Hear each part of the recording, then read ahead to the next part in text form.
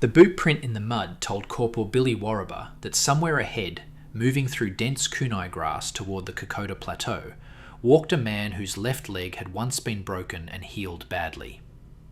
The impression was no more than 3 hours old. If this topic resonates with you, subscribe and support the episode. Lieutenant Morrison stood over Billy's shoulder, breathing hard from the climb, sweat darkening the khaki beneath his arms.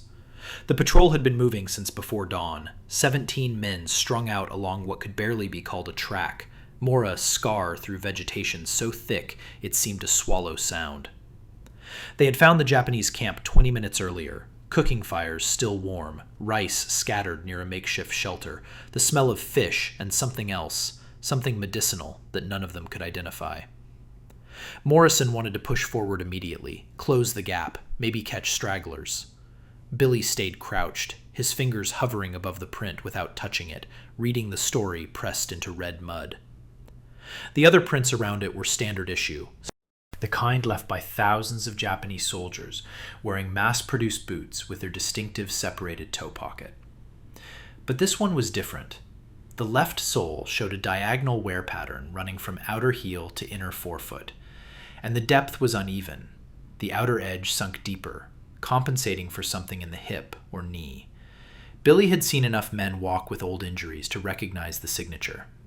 His grandfather would have called it a broken song, the way a body adjusted its rhythm around pain. Morrison shifted his weight, rifle clinking against his ammunition pouches. _quote_0_. His voice carried the particular impatience of officers who had learned to trust Aboriginal trackers, but never quite understood how they knew what they knew. To Morrison, a boot print was a boot print, useful only for confirming presence and direction. He saw evidence. Billy saw individuals.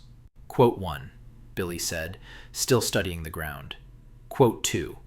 He pointed to where prints overlapped. The chaos of a hasty departure. Quote 3. He indicated the diagonal wear pattern. Quote 4. Morrison glanced at the print, saw nothing remarkable, and checked his watch. They were losing light, and in the jungle, that meant losing everything. Quote 5. Billy straightened slowly, his knees protesting. He was 26, but felt older out here, where the mud never dried, and every step could hide a punji stake or trigger wire. Quote 6. He did not mention what his instinct told him, that this print mattered, that he would see it again, that somewhere in the green hell surrounding them, the man who made it was doing exactly what Billy was doing, reading the ground, learning the story of his enemies. The lieutenant made a noise that might have been acknowledgement or dismissal. Quote 7. He turned back toward the rest of the patrol, already thinking about fields of fire and fallback positions, the tactical geometry that kept men alive. Billy pulled a small notebook from his shirt pocket, the pages warped from humidity and sweat. It had been his father's once, used for tallying sheep counts on the station outside Dubbo. Now it held something else. Sketches of tracks, measurements, observations that meant nothing to anyone but him. He drew the print quickly, noting the diagonal wear, the depth variance, the slight outward cant of the toe. Beside it, he wrote the date and location in pencil that was already smudging. September 19th, 1942, 2 kilometers east of Minari. Around him, the patrol was preparing to move. Private Cooper checked his Owen gun for the 3rd time in as many minutes. Sergeant Davis distributed the last of the water, rationing it with the grim arithmetic of men who knew the next stream might be 3 hours away or 3 days. Someone muttered about the heat, and someone else told him to shut up, and the small sounds of men preparing for violence filled the clearing where the Japanese had eaten breakfast that morning. Billy closed the notebook and tucked it away. He did not tell Morrison that he had memorized the print, that he could close his eyes and see it perfectly rendered in his mind, that his grandfather had taught him memory was the only tracker's tool that could not be lost or stolen. He did not say that somewhere ahead, the man with the broken leg was leaving a trail only Billy seemed able to read, a thread pulled through the jungle connecting 2 people who would never speak, never meet, possibly never even see each other. He simply picked up his rifle, checked the safety, and waited for the order to move. 3 weeks and 50 kilometers of jungle later, Billy found the print again. He recognized it before his conscious mind caught up, the way you might recognize a voice in a crowd before turning to see the face. The patrol had stopped at another abandoned position, this one more permanent than the first. Log-reinforced dugouts, a latrine trench dug with military precision, fire pits arranged in a defensive semicircle. The Japanese had left in a hurry again, but not from fear this time. The bootprints led north in organized columns, a planned withdrawal. Billy walked the perimeter slowly, while the others searched the dugouts for documents or equipment. The ground here was different, less mud and more volcanic soil that held impressions like wax. He moved between the prints methodically, cataloging them the way his grandfather had taught him to catalog kangaroo tracks on the red earth outside Dubbo. Not just looking, but listening with his eyes, reading the vocabulary of weight and movement. Most of the prints were unremarkable, standard-issue boots worn evenly by men who walked with military cadence. Then he saw it, 4th row from the eastern edge of the camp. The diagonal wear pattern, the uneven depth, the slight outward cant. His chest tightened.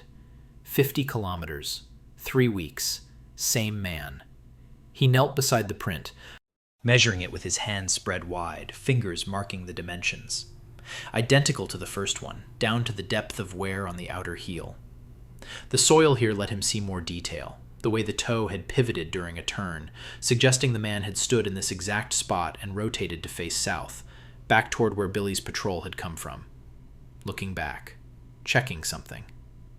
The realization arrived with physical weight.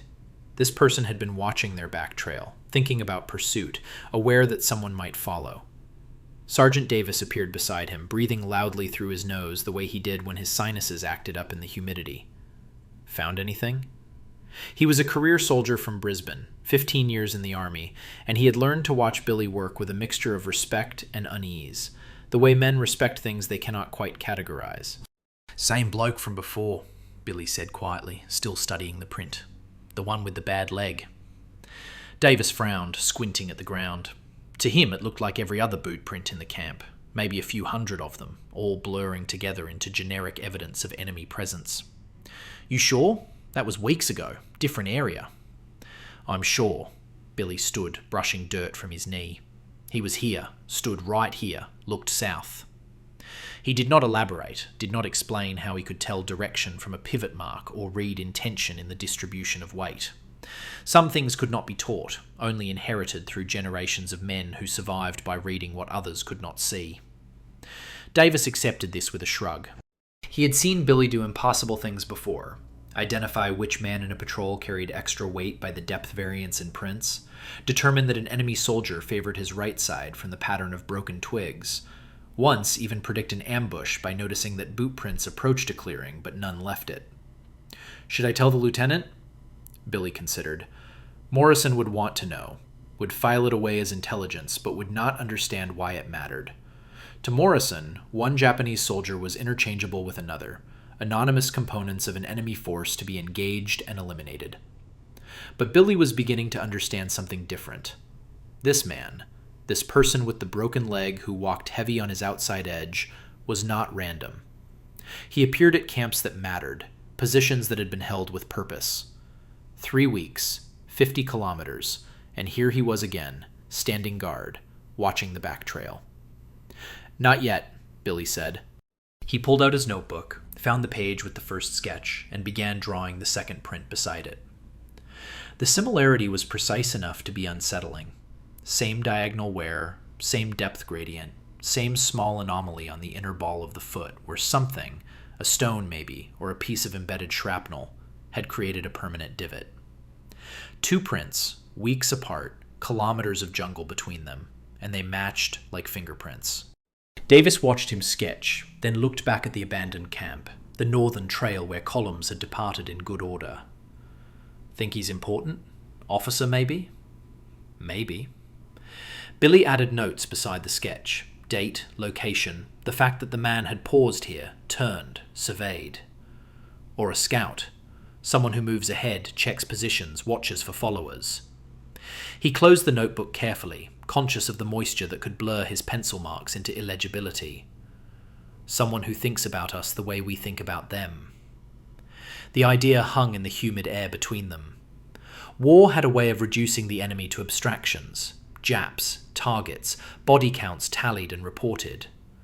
But this print represented something concrete, a specific human being who walked through the same jungle, slept in the same rain, watched the same trails. Billy felt the beginning of something he could not quite name, a connection forged through nothing but footprints and inference, hunter recognizing hunter across an unbridgeable divide. That night, while the patrol established a defensive perimeter and rationed tinned beef that tasted like salted cardboard, Billy sat with his notebook open, comparing the two sketches by candlelight. Private Cooper, a kid from Melbourne who talked too much when he was nervous, leaned over his shoulder. Drawing pictures of boot prints, that's a new one. Billy did not look up. Everything walks different. You learn the walk, you know the man. Even Japs? Especially them.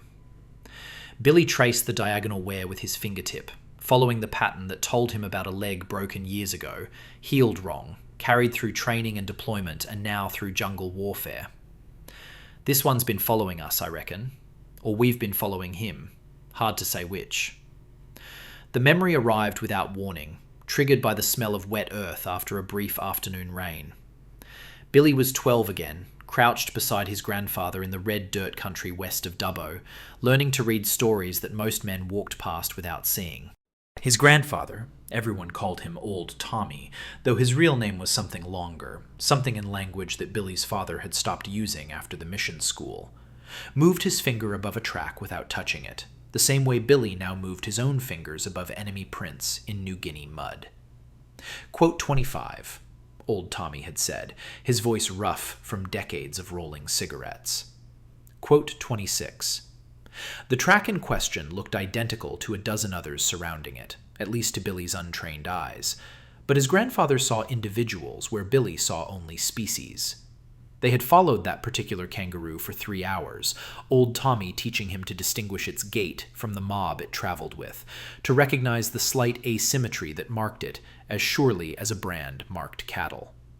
When they finally saw the animal, Billy noticed it did indeed favor its right side, hopping with a barely perceptible hitch that matched the story written in the dirt behind it.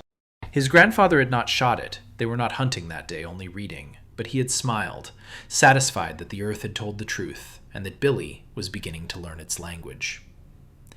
Everything that walks leaves 2 stories, Old Tommy had said, rolling a cigarette from newspaper and rough tobacco. Where it's going and who it is. Most men only read the first one, makes them poor trackers and poorer hunters. He had lit the cigarette, squinting through smoke at the horizon. You read both, you know things other men don't. You see the world different. Billy blinked, and the memory dissolved.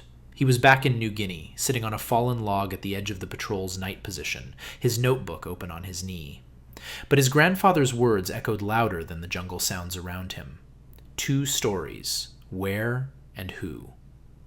He had been tracking the diagonal wear pattern as a where, locations, movements, tactical positions. But what if he started reading it as a who? He flipped back through his sketches, studying them with fresh attention. The first print, near Minari, showed the diagonal wear, but also something else he had noted without understanding its significance.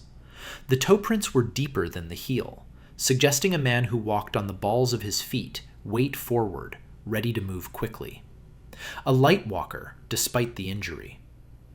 The second print, 3 weeks later, showed the same pattern but with additional wear on the outer edge, as if the injury had worsened or the man had been walking longer distances. Adapting, compensating. Billy started sketching from memory, not the prints themselves, but the gait they implied.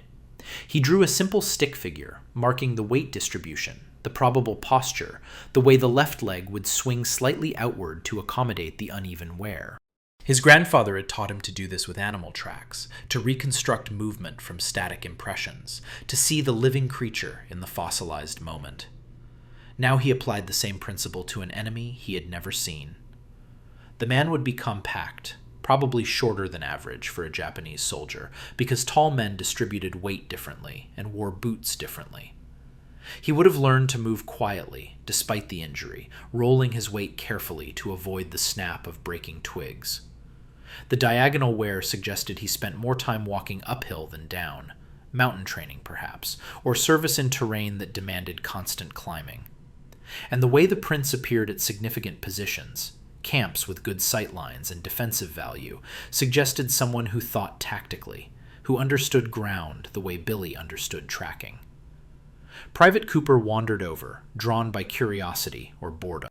He was 18, fresh from Melbourne, and he treated the war like an adventure that had not yet taught him to be terrified. "You're drawing him now, the bloke with the boot."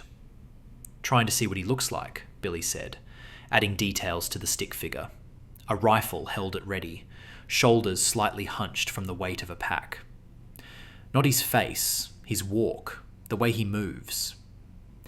Cooper studied the sketch with the earnest incomprehension of someone watching a foreign ritual. "Can you really tell all that from footprints?" "My grandfather could tell you which sheep in a mob of 200 had a sore hoof, and whether it was front or back, left or right. Could track an emu across hardpan where white men saw nothing but rock." Billy looked up at Cooper's young face, seeing the doubt there. Quote 35. That night, Billy began teaching the method to Charlie Numidi and Tommy Wanganeen, two other Aboriginal soldiers who had been recruited as scouts from different parts of Australia. They sat together away from the main group, where the white soldiers played cards and shared cigarettes, existing in the separate space that even war did not fully integrate.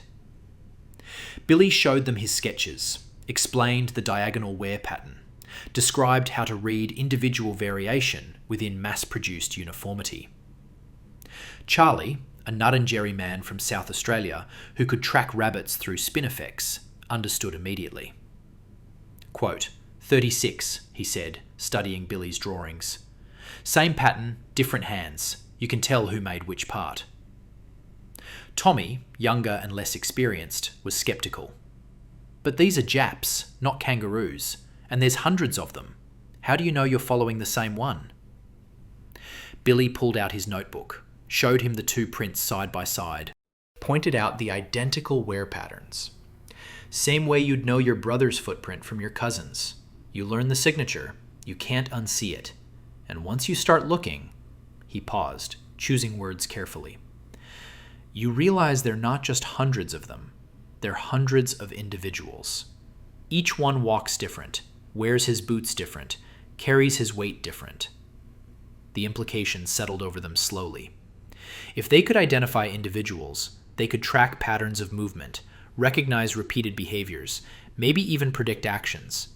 But it also meant something else, something none of them wanted to say aloud.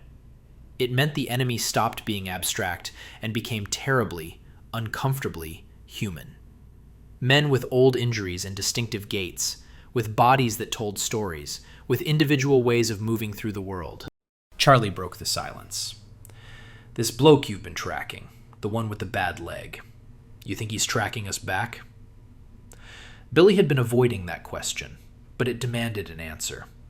He thought about the second print, the way the man had pivoted to look south, checking the back trail. Yeah, he said quietly. I think he is. The summons to Port Moresby came in mid-January 1943, delivered by a runner who looked barely old enough to shave. Billy had been in the field for 4 months straight, living on tinned rations and creek water, sleeping in mud, watching the jungle try to rot his boots from the inside out. The orders were vague. Report to intelligence section for consultation, which in Army language could mean anything from a commendation to a court-martial. Lieutenant Morrison seemed almost relieved to lose him temporarily. 2 weeks, he said, signing the transfer papers. Then back here. We're moving north toward Wau, and I'll need you tracking. He paused, then added with uncharacteristic awkwardness. Whatever they want in Moresby, don't let them keep you. Good trackers are harder to replace than good soldiers. Port Moresby felt alien after months in the jungle. Too many buildings, too much noise, white men everywhere moving with the purposeful urgency of people who fought the war from behind desks. Billy reported to a tin-roofed structure near the docks where intelligence had established itself among filing cabinets and wall maps covered in colored pins. A corporal who looked permanently exhausted directed him to wait outside an office marked Captain J. Hartley, Field Intelligence. The man who eventually emerged was not what Billy expected. Captain Hartley was British, attached to the Australian command through some arrangement Billy did not understand, and he had the weathered look of someone who had spent considerable time in colonial backwaters. He was maybe 40, with sun-damaged skin and the careful movements of a man nursing chronic malaria. He looked at Billy without the usual flicker of surprise or dismissal that white officers often showed when confronting Aboriginal soldiers. "Corporal Warraba," Hartley said, extending his hand. Billy shook it, noting the firm grip. "I've been reading reports about your tracking methods, specifically your ability to identify individual enemy soldiers by their footprints." He said it neutrally, without the skepticism Billy had learned to expect. Inside the office, Hartley gestured to a chair and poured 2 cups of actual coffee from a thermos. Real coffee, not the chicory substitute that came in ration packs. "I spent 8 years in Kenya before the war," he said, sitting behind a desk cluttered with photographs and documents. "Worked with Samburu trackers who could identify individual elephants by their footprints, tell you which one had raided which farm. Remarkable skill, entirely underutilized by colonial administration." He sipped his coffee, studying Billy over the rim.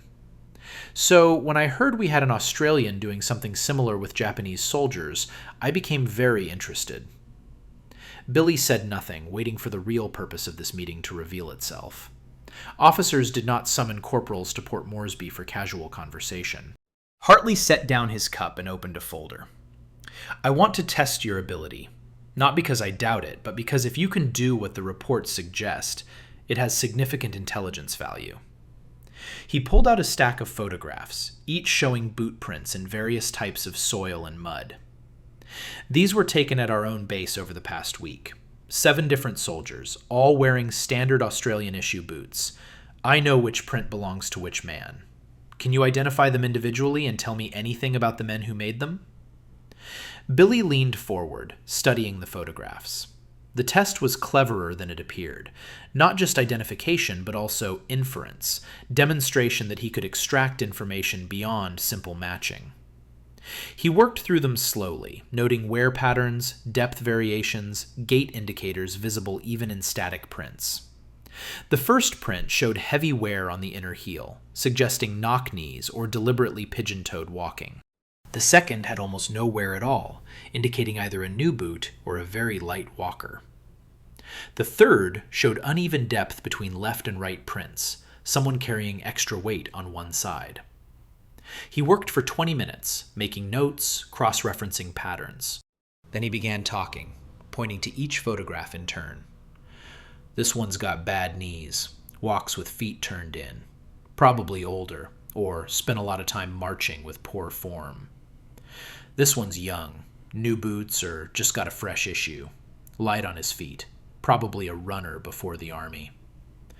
This one carries something heavy on his right side, maybe a radio pack. See how his right footprint's deeper and the stride is shorter on that side to compensate?" He continued through all 7, noting details that made Hartley's expression shift from neutral interest to focused attention. When Billy finished, the captain consulted a list, checking off items. "Quote 56, he said quietly. Quote 57. Hartley closed the folder and leaned back. Quote 58. Billy was beginning to. Quote 59. Quote 60. Hartley pulled out another folder, this one thicker. Quote _61 _. The weight of it settled on Billy like physical pressure. What had started as a personal curiosity, a way of seeing the enemy as individuals rather than abstractions, was becoming formalized, weaponized. He thought about his notebook, the sketches of the diagonal wear pattern, the man with the broken leg he had been following through the jungle. That had been private, a connection between two trackers who would never meet. Now Hartley wanted to systematize it, turn it into intelligence product. Quote 62, Billy said slowly. Quote 63, Hartley nodded. Quote 64. He paused, then added with unexpected gravity. Quote 65. Billy understood the logic, accepted its necessity. But something in him resisted the transformation of this intimate knowledge into bureaucratic intelligence. Reading footprints had been about understanding, about seeing the humanity in the enemy, even while fighting them. Now it was becoming a tool for killing more efficiently. He left Hartley's office with authorization papers, equipment requisitions, and a promotion to sergeant pending approval. Walking back through Port Moresby's organised chaos, he wondered if the man with the diagonal wear pattern was somewhere north, still tracking, still watching back trails, still leaving his signature in the mud.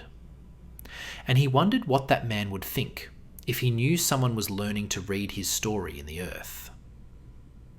The work began in a commandeered warehouse near the waterfront, where the humidity made everything feel damp and the smell of diesel fuel mixed with rotting copra. Captain Hartley had requisitioned tables, filing cabinets, and 3 Leica cameras in waterproof cases that probably cost more than Billy would earn in a year. Charlie and Tommy arrived 2 days later, pulled from their units with the same vague orders, and the 3 of them stood in the empty warehouse trying to figure out how to transform instinct into system. Quote 66. Charlie said, studying the blank walls where Hartley expected them to build their library. Quote 67. But they tried anyway, because the war demanded it, and because men were dying in the jungle while they argued about methodology. They started with their own bootprints, photographing and cataloguing them under controlled conditions: wet soil, dry soil, mud, sand, volcanic ash.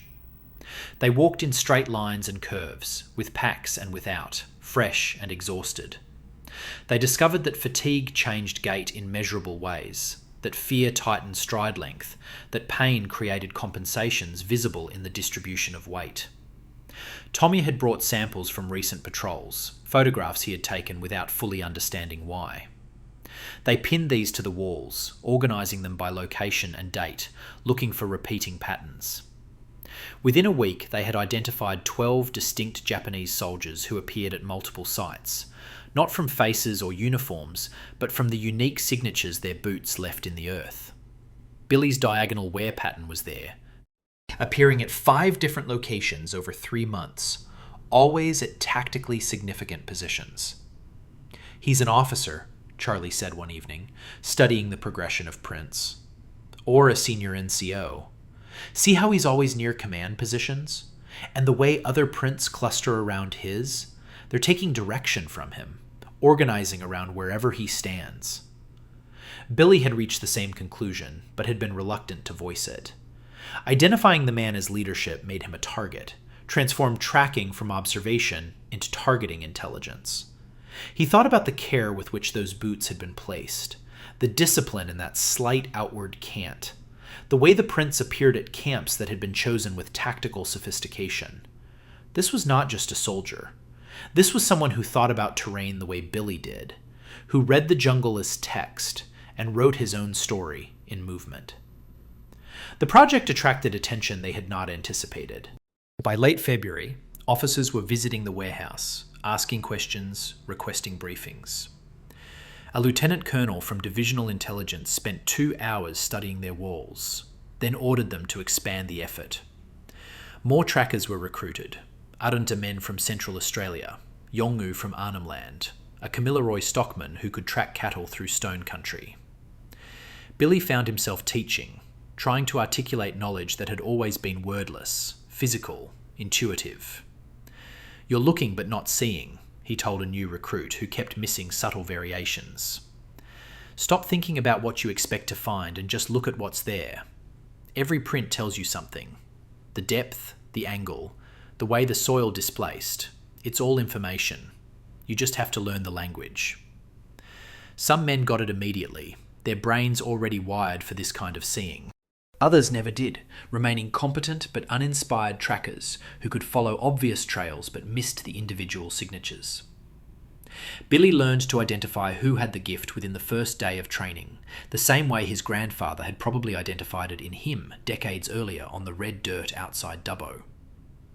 By March, they had catalogued over 200 individual Japanese soldiers, creating a reference library that intelligence officers consulted like an encyclopedia. Each entry included photographs, sketches, notes on gait and wear patterns, locations where the individual had been identified, and inferences about role and rank. The system worked. Patrols returned with new prints, trackers matched them to existing records, intelligence officers plotted movements and recognized patterns. But Billy kept a separate notebook, one he did not show to Hartley or include in the official records. In it, he tracked only the diagonal wear pattern, the man with the broken leg who appeared at every significant Japanese position in the sector. The official library listed him as Subject 17, probable officer or senior scout, highly mobile, tactically sophisticated. But to Billy he was something else, a counterpart, a mirror, someone who understood the ground the same way he did. The prints told a story of increasing pressure.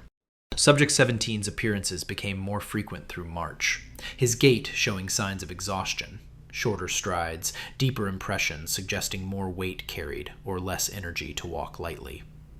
Once, at an abandoned observation post overlooking the Lakakamu River, Billy found where the man had sat for an extended period, the boot prints bracketing a depression in the mud where he had rested. Billy sat in the same spot, looking at what the man would have seen. A perfect view of the valley, 3 approach routes visible, a natural choke point for any force moving north. Quote 72 Charlie said, finding Billy there at dusk.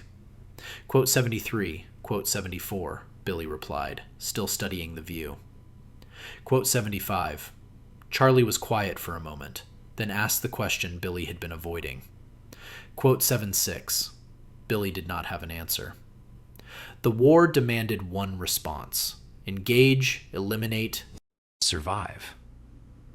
But something in him resisted reducing Subject 17 to just another enemy combatant. This man had walked hundreds of kilometers through the same jungle, had stood in the same spots, had studied the same terrain with the same careful attention. They had never met, never spoken, existed on opposite sides of a conflict neither had chosen. But through bootprints and inference, through the intimate knowledge of gait and movement, Billy felt he knew this person better than he knew most of the soldiers in his own unit. That night, working late in the warehouse while Charlie and Tommy slept, Billy added a new entry to his private notebook.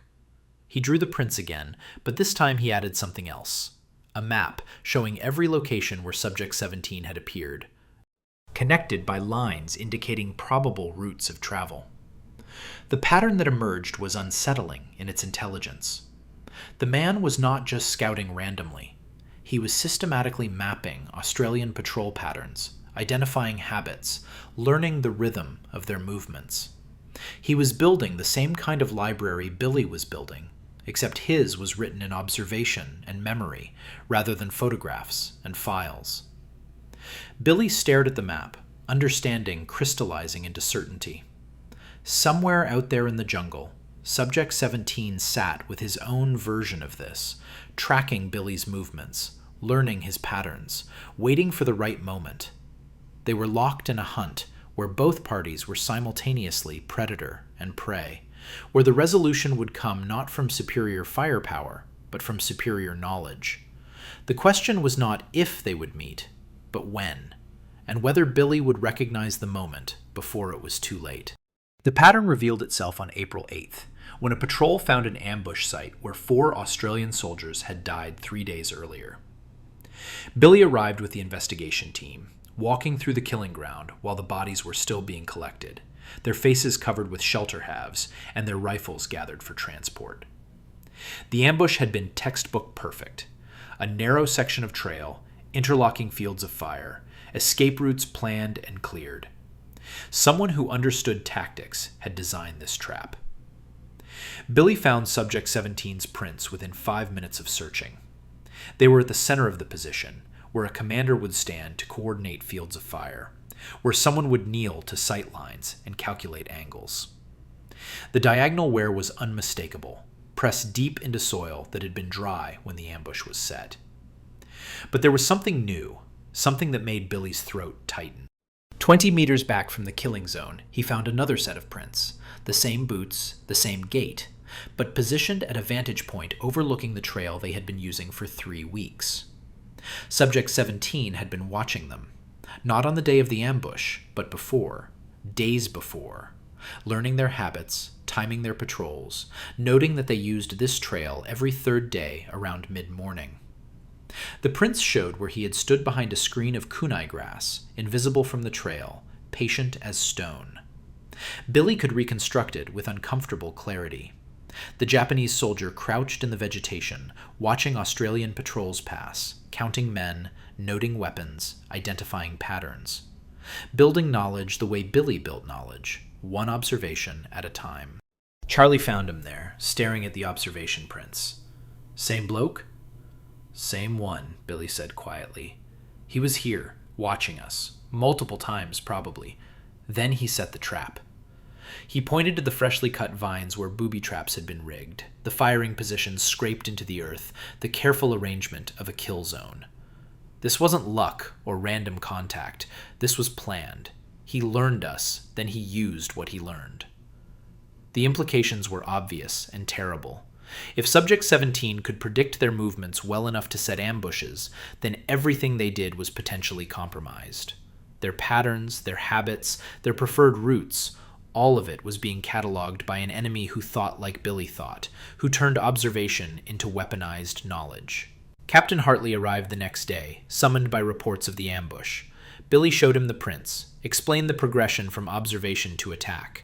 Hartley studied the evidence with the calm focus of a man who had seen colonial insurgencies and understood asymmetric warfare. "He's hunting you," Hartley said finally. "Specifically you, or at least your unit. This is personal reconnaissance, not general intelligence gathering."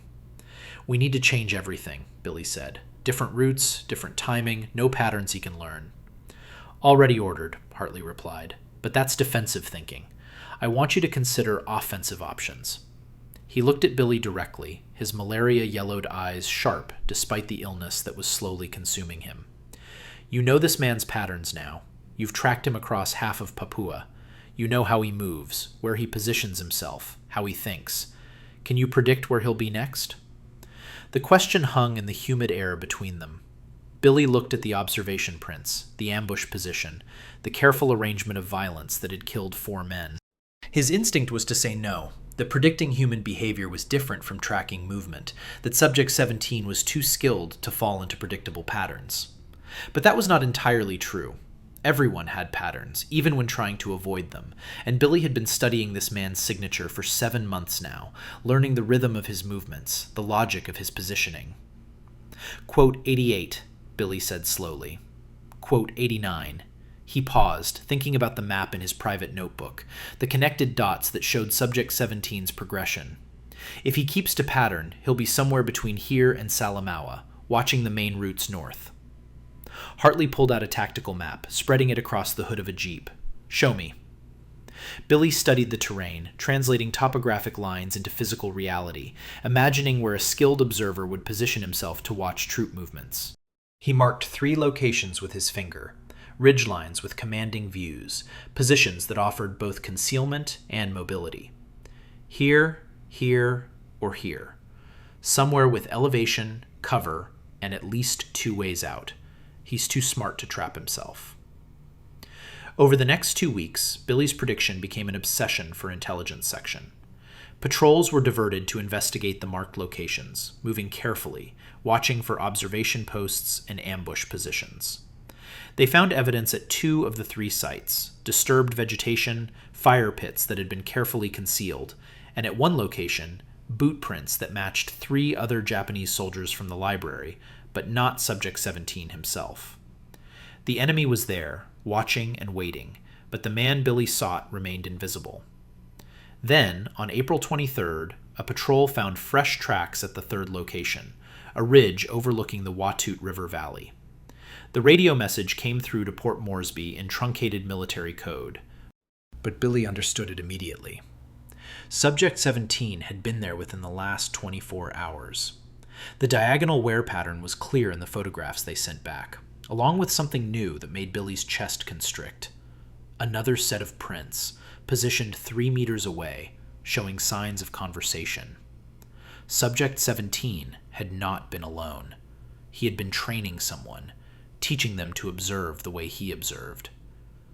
"He's doing what you're doing," Tommy said, looking at the photographs spread across their work table. "Building a team, teaching others to track and watch." Billy nodded slowly, understanding the implications. This was not just one skilled scout anymore. This was the beginning of a Japanese tracking unit, trained in the same methods Billy had been systematizing, learning to identify individual Australian soldiers the same way Billy identified Japanese ones. The mirror was complete. 2 intelligence systems based on reading footprints and movement. 2 groups of trackers learning each other's patterns. 2 men at the center who had never met but who knew each other through the intimate language of bootprints and terrain. That night, Billy sat alone in the warehouse, studying his map by lamplight. He added the new location, drew the connections, and saw with sudden clarity that Subject 17's movements were not random or even purely tactical. They were responsive. The Japanese scout appeared in areas where Billy's own patrols had been active, positioned himself to observe routes that Billy himself had recommended, set ambushes along trails that Billy had declared safe. The hunt was not one-sided. Subject 17 was tracking Billy as surely as Billy was tracking him, learning his patterns, predicting his movements, waiting for the inevitable moment when they would cross paths. Billy traced the diagonal wear pattern in his notebook, the sketch he had drawn and redrawn 100 times. Somewhere north, under the same night sky, Subject 17 might be doing the same thing, studying sketches of Billy's boot prints, learning the slight irregularity in Billy's right stride where a childhood injury had never quite healed, noting the places where Billy had stood and observed and made decisions. 2 men connected by footprints and inference, by the shared language of tracking, moving toward a convergence that felt less like military necessity and more like fate. The question was no longer if they would meet, but what would happen when 2 people who knew each other this intimately finally came face to face across the sights of their rifles. The pursuit began in earnest on May 3rd, when intelligence confirmed a Japanese concentration near Salamaua. Billy returned to field duty with Charlie and Tommy, assigned to a reinforced patrol tasked with reconnaissance ahead of the main advance. Lieutenant Morrison had been evacuated with dengue fever, replaced by a younger officer named Wade, who had the nervous energy of someone eager to prove himself in combat. Wade listened to Billy's briefings with intense attention, asking questions that showed he understood the value of tracking intelligence, even if he did not fully comprehend the methodology. They moved north through country that grew more rugged with each kilometer, the coastal plain giving way to folded ridges covered in dense rainforest. The air was thick enough to drink, and leeches appeared on their skin like dark conjurings, swelling with blood before anyone noticed them attached. Billy walked point with Charlie, reading the ground, finding signs that less experienced eyes would miss. A broken fern frond, still weeping sap, disturbed leaf litter in a pattern that suggested human passage rather than animal movement, the faint impression of a boot heel in a patch of exposed clay. On the second day out from base, they found a recently abandoned observation post overlooking the Busu River. Someone had cleared sight lines through the vegetation with deliberate care, cutting branches at angles that would not be visible from below. A small depression in the ground showed where a man had lain prone for extended periods, and nearby, partially concealed under rotting palm fronds, Billy found what he had been searching for. The diagonal wear pattern, clear as a signature, pressed into damp earth. "He was here watching the valley," Billy told Wade, pointing to the sight lines. "Probably tracking our supply movements, counting troops. Left maybe 6 hours ago, moved north." He indicated the departure trail, barely visible even to his trained eyes. Traveling light, moving fast. Wade studied the position with the tactical assessment of someone trained at officer school. "Alone?" "No." Billy showed him 3 other sets of prints, all Japanese military issue, all showing the disciplined spacing of trained soldiers. 4 total. He's got a team now, like we thought. He did not mention that one of the other prints showed characteristics he had cataloged before. Subject 23 from the library, a soldier who appeared frequently in conjunction with Subject 17. Students, or subordinates, learning the craft of observation from someone who had mastered it. They followed the trail north, moving with the heightened awareness of men pursuing someone who might be pursuing them in turn. The jungle closed in around them, reducing visibility to a few meters, turning every sound into potential threat. Billy tracked not just with his eyes, but with a deeper instinct, feeling the wrongness of disturbed ground, sensing the presence of recent human passage the way animals sense predators.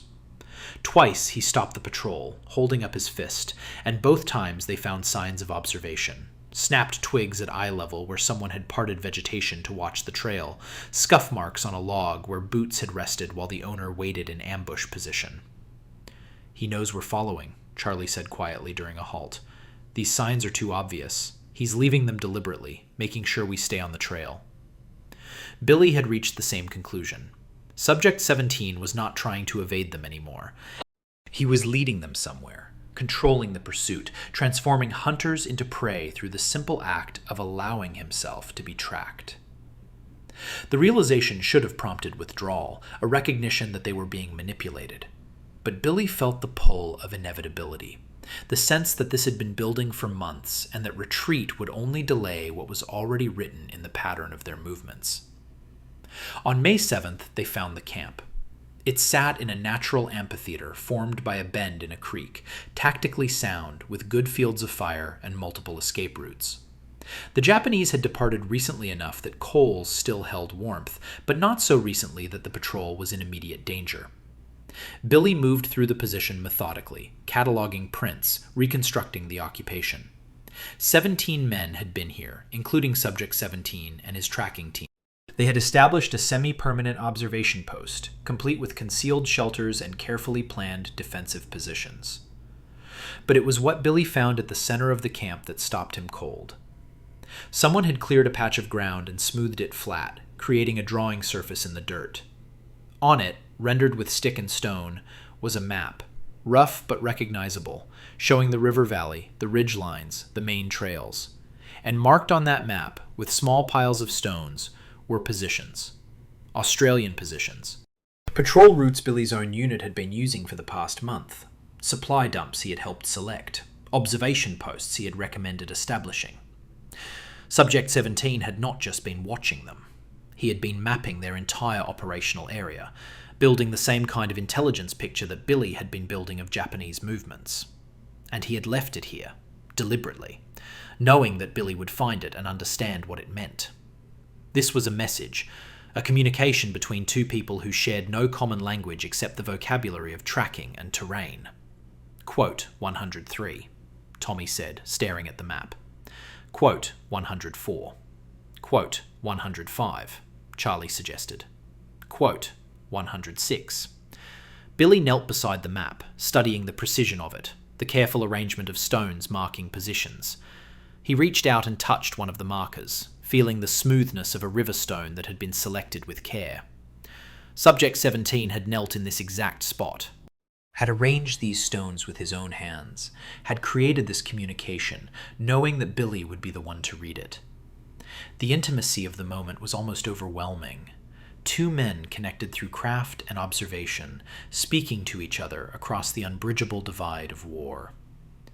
Wade ordered the map photographed for intelligence, then scattered.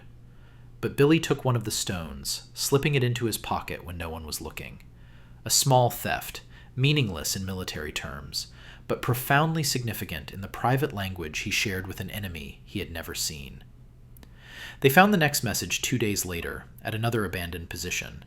This time it was even simpler, a pattern of boot prints arranged in a circle, each print from a different member of Subject 17's team, all facing inward toward a single set of prints in the center. The diagonal wear pattern, unmistakable. The meaning was clear enough. He was at the center. His team followed his lead, and he wanted Billy to know it. Know that they were organized, disciplined, trained. Know that the pursuit went both ways. "This is getting personal," Wade said, his young face troubled. "It's like they're playing with us." "Not playing," Billy corrected. Communicating. There's a difference. That night, camped in defensive positions on a ridge overlooking the valley, Billy sat with his notebook and added the new observations to his map. The pattern of Subject 17's movements had changed. He was no longer just evading or observing. He was engaging, drawing Billy forward, creating a dialogue through the medium of bootprints and arranged stones, and deliberately left messages.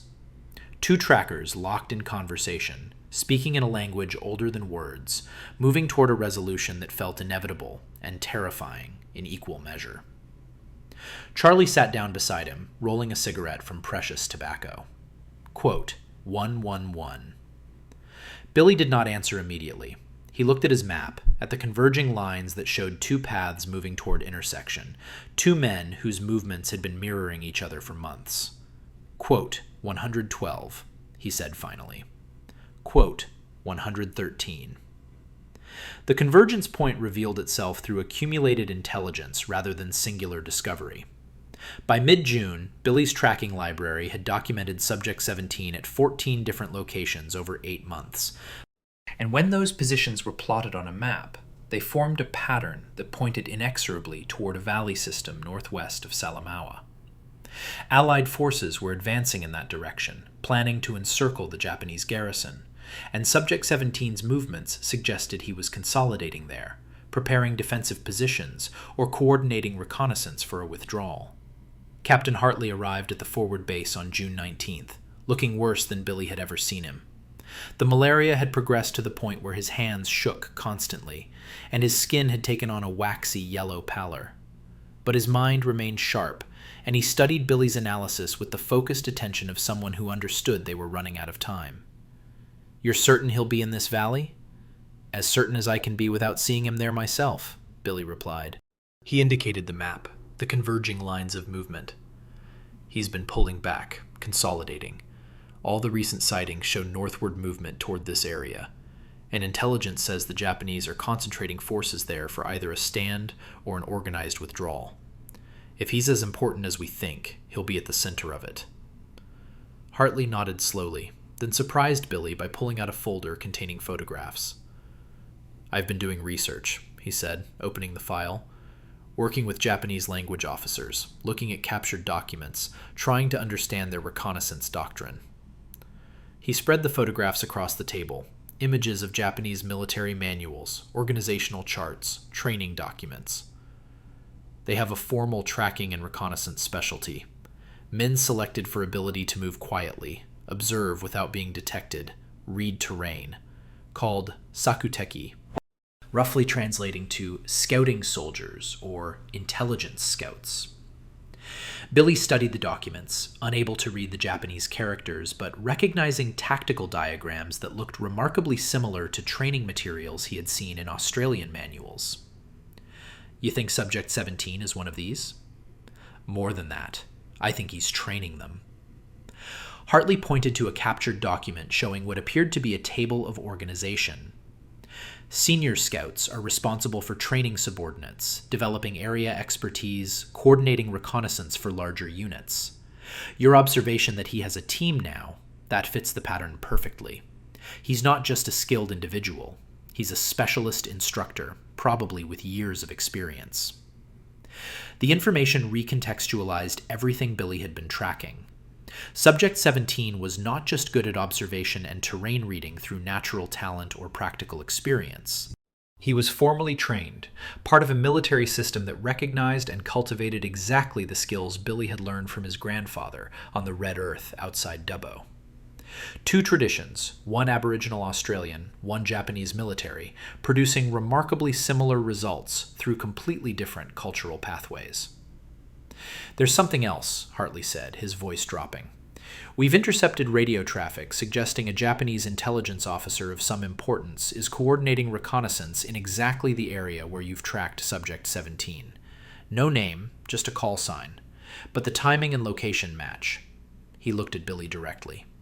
If we can identify him, capture or eliminate him, it would significantly degrade their reconnaissance capability. But it has to be done carefully. He's too valuable to risk in a general engagement where we might not even know we got him. The implication was clear. Hartley wanted Billy to find Subject 17 specifically, to locate him with enough precision that a targeted operation could be mounted.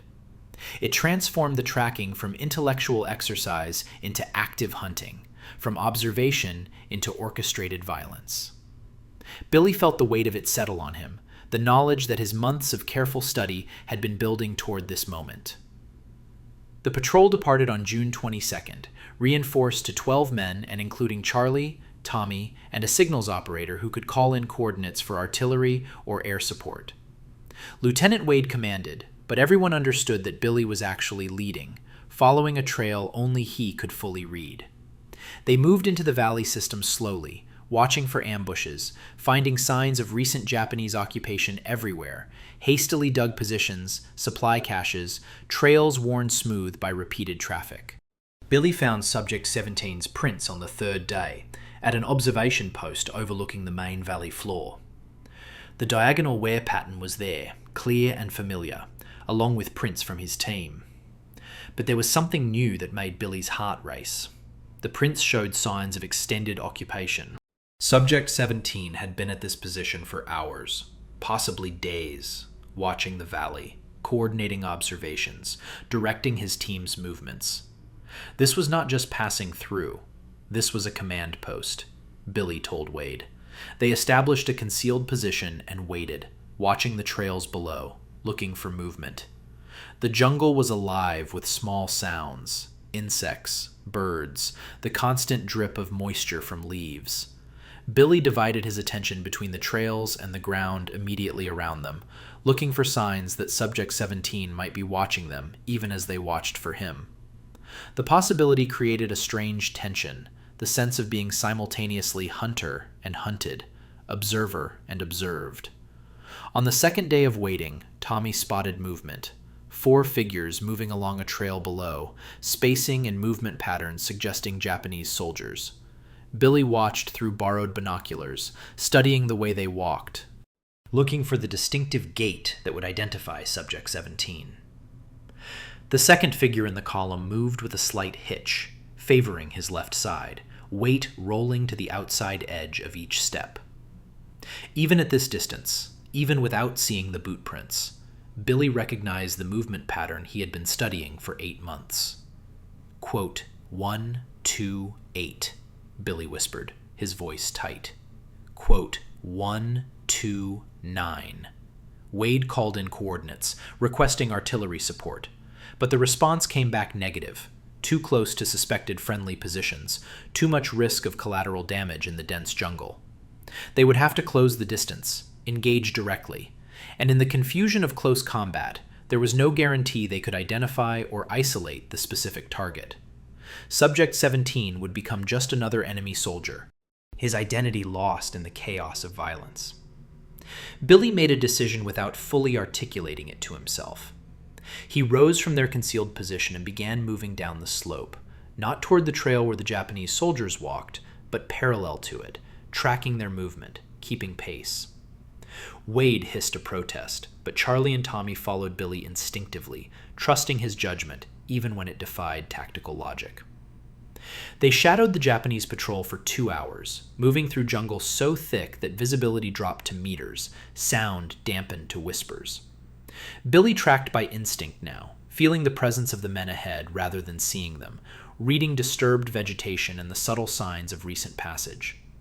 The Japanese were moving toward something, their pace purposeful, their formation disciplined, and Subject 17 was leading them, his gait distinctive even in the glimpses Billy caught through the foliage.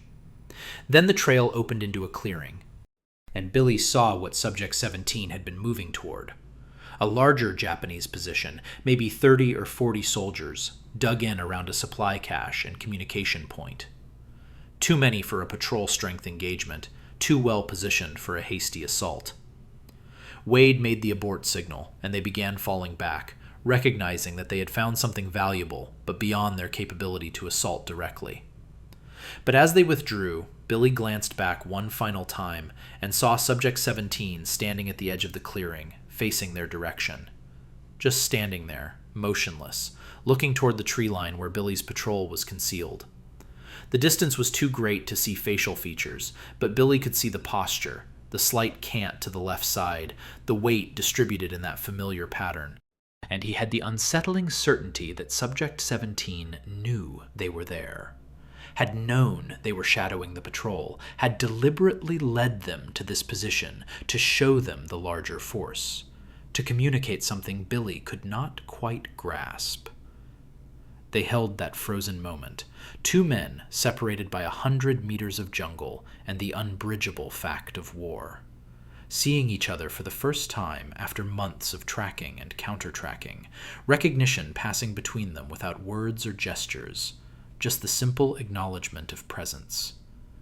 Then, Subject 17 turned and walked into the camp, his gait distinctive, and Billy began the withdrawal, knowing that everything had changed and nothing had been resolved.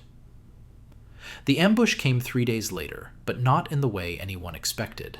Billy's patrol had been moving east, circling back toward Allied lines with intelligence about the Japanese concentration, when they stumbled into a contact that felt wrong from the first instant. The firing started too early, before they were fully committed to the kill zone, and the shots came high, snapping through leaves above their heads rather than finding flesh. Billy hit the ground reflexively, his mind racing through the tactical geometry, and understood immediately that this was not meant to kill them. It was meant to separate them. The patrol fractured under fire, men diving for cover in different directions, the jungle fragmenting them into isolated individuals. Billy found himself moving downslope with only Charlie beside him, the sounds of continued firing fading behind them as they put distance between themselves and the contact point. They ran for perhaps 10 minutes before Billy stopped, breathing hard, listening to the jungle sounds slowly returning after being shocked into silence by gunfire. Quote, 130 Charlie, said between gasps for air. Quote, 131. Billy nodded, his rifle up and scanning, every sense heightened. They were being herded, moved like game towards something prepared and waiting. The realization should have prompted immediate withdrawal, a change of direction to break whatever pattern was being imposed on them. But Billy felt the pull of curiosity stronger than caution, the need to understand what Subject 17, because this had to be his design, wanted to communicate. They moved forward carefully, following a game trail that showed signs of recent human passage. The vegetation opened gradually into a small clearing, maybe 15 meters across, centered on an ancient tree that had fallen and created a natural bench where its trunk lay horizontal to the ground. And there, sitting on that fallen log with his rifle laid carefully beside him, was a Japanese soldier. Billy stopped at the clearing's edge, his rifle coming up automatically, but something prevented him from firing. The soldier was alone, positioned in full view, his hands resting on his knees in a posture of waiting rather than combat readiness. And even at this distance, Billy could see the way he sat, weight shifted slightly to the right to compensate for the left leg, the subtle asymmetry that matched 8 months of tracked movement. Subject 17 had been waiting for him. Charlie breathed a curse beside Billy, his own rifle aimed at the figure. "What is this? A trap?" "Maybe," Billy said quietly. "Or a meeting." He studied the clearing, looking for concealed positions, additional threats, the geometry of a potential ambush. But the jungle seemed empty, except for the 3 of them, and the Japanese soldier sat motionless, making no aggressive moves, not even reaching for his weapon. Billy made a decision that would have been impossible to explain to any officer. He stepped into the clearing, rifle lowered but not quite at rest, moving with the slow deliberation of someone approaching a potentially dangerous animal. Charlie hissed a protest but did not fire, trusting Billy's judgment even when that judgment seemed like madness. The Japanese soldier watched him approach, his face weathered and lean, maybe 35 or 40 years old, with the kind of stillness that came from years of patient observation. His uniform was worn but clean. His boots, Billy could not help but notice, showed the distinctive diagonal wear pattern that had become as familiar as his own reflection. When Billy was 5 meters away, close enough to see individual features, the soldier spoke in Japanese, his voice calm and measured. Billy shook his head, indicating incomprehension. The soldier tried again in what might have been English, but was too accented for Billy to parse. They stared at each other across the linguistic divide, Two men who knew each other intimately through months of study, yet could not exchange a single word of conversation. The soldier reached slowly into his pocket, movements deliberate and non-threatening, and pulled out a small notebook. He held it up so Billy could see. Pages filled with sketches, notes in Japanese characters, and unmistakable drawings of bootprints. Billy's bootprints. The same kind of catalog Billy had been keeping, the same methodology of tracking individual signatures, the mirror image of his own work. Billy pulled out his own notebook, showed the pages with Subject 17's prints sketched and annotated.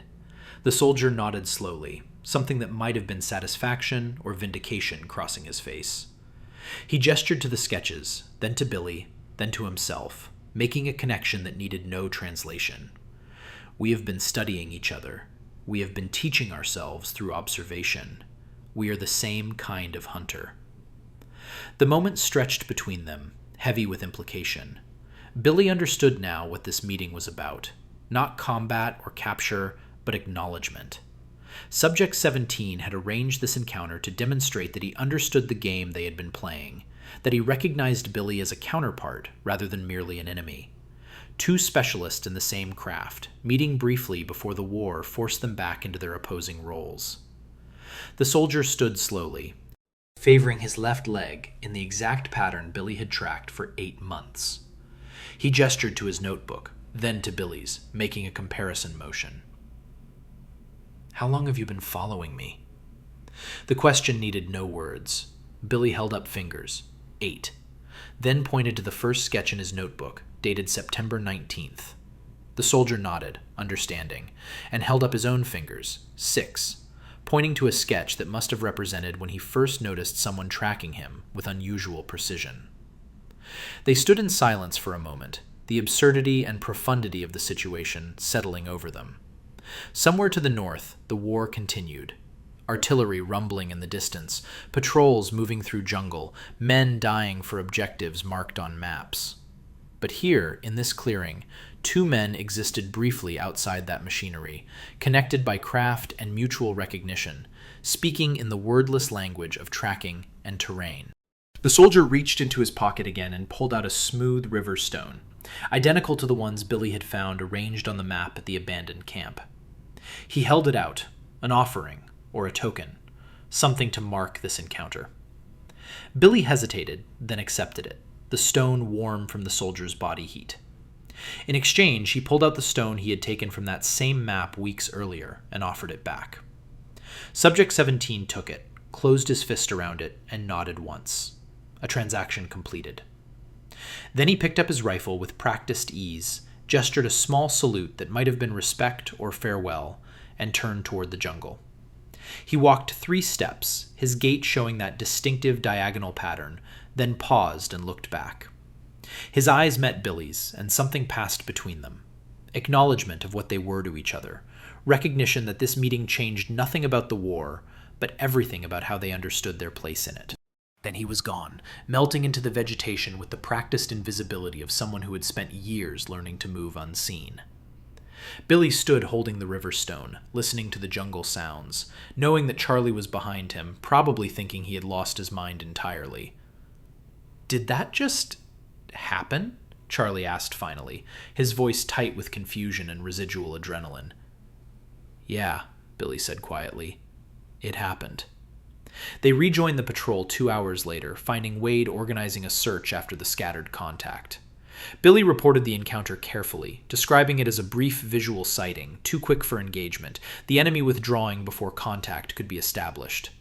He did not mention the meeting, the exchange of stones, the notebooks shown in mutual recognition.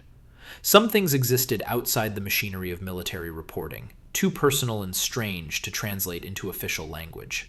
That night, alone with his notebook, Billy sketched Subject 17 from memory.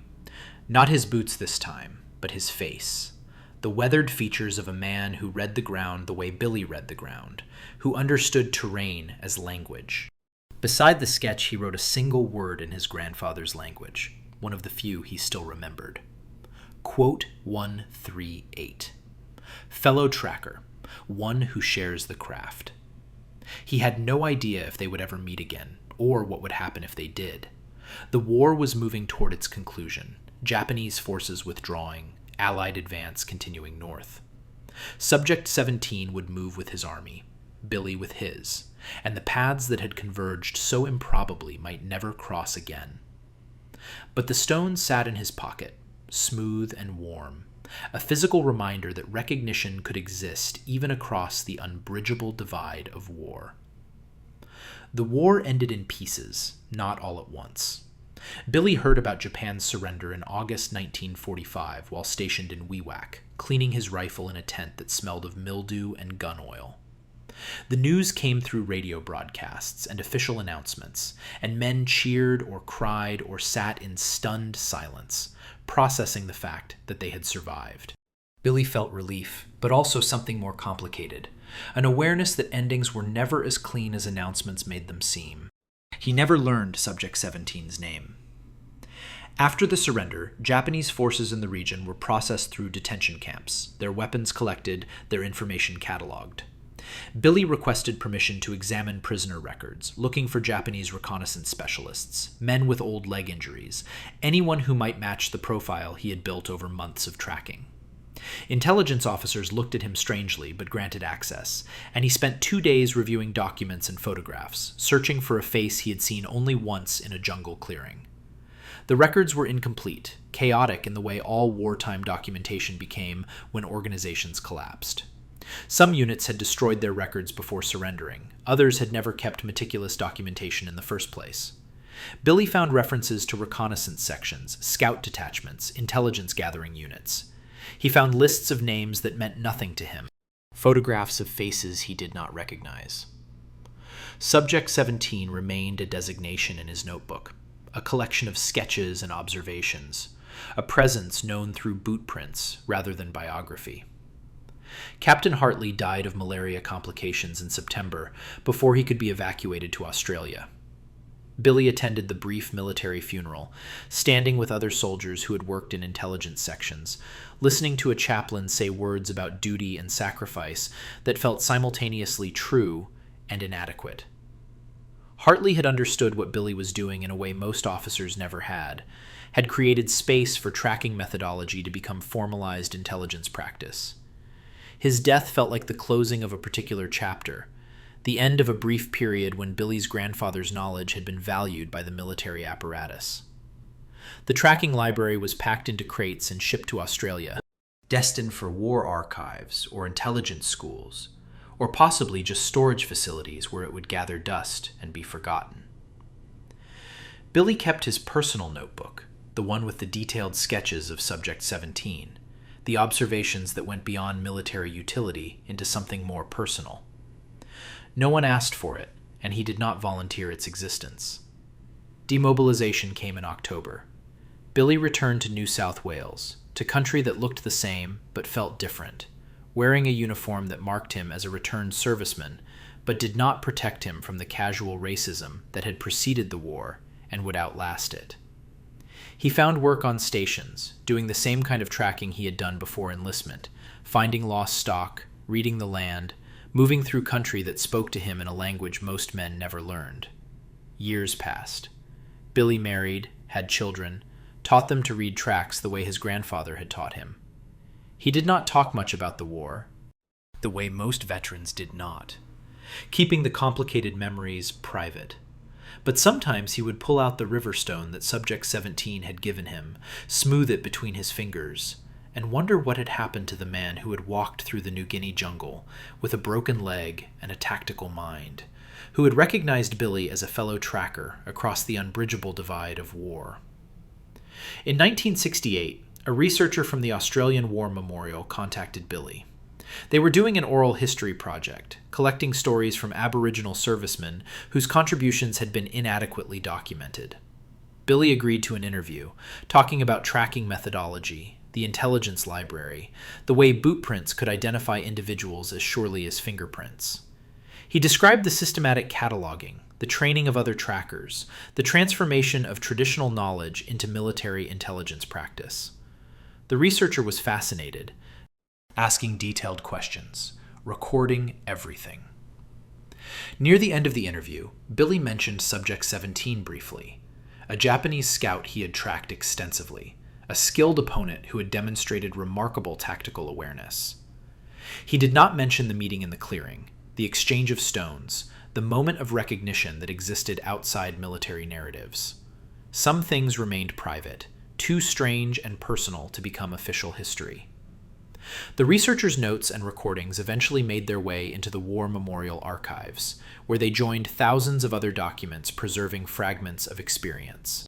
Billy's contribution to tracking methodology was acknowledged in a few historical studies of irregular warfare, his name appearing in footnotes, his innovations mentioned briefly in broader narratives about intelligence gathering in the Pacific Campaign. But the notebooks remained with Billy, stored in a tin box in his house, never displayed or formally archived. He looked at them occasionally, studying the sketches of bootprints, the careful annotations, the map showing converging paths. The diagonal wear pattern was there on every page devoted to Subject 17, a signature as distinctive as handwriting, the mark of a man Billy had known intimately without ever learning his name.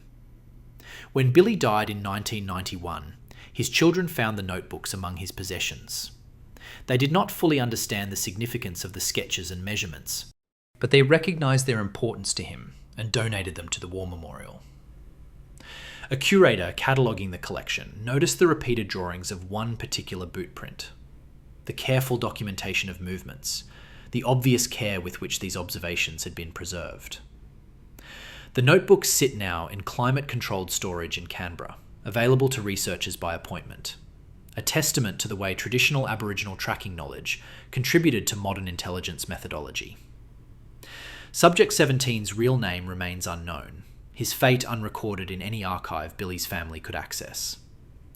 Two men who knew each other through the intimate language of bootprints and terrain, who met briefly in a jungle clearing, in an encounter that changed nothing about the war, but everything about how they understood their place in it, connected permanently through documents that preserve observation without resolving mystery. The river stone Billy carried for 46 years was buried with him, smooth and unremarkable, its significance known only to the man who held it. If you found this story meaningful, subscribe to the channel and share your thoughts in the comments. Your engagement helps us continue exploring these untold stories from history. Leave a like if this format resonated with you, and consider sharing with others who appreciate nuanced historical narratives.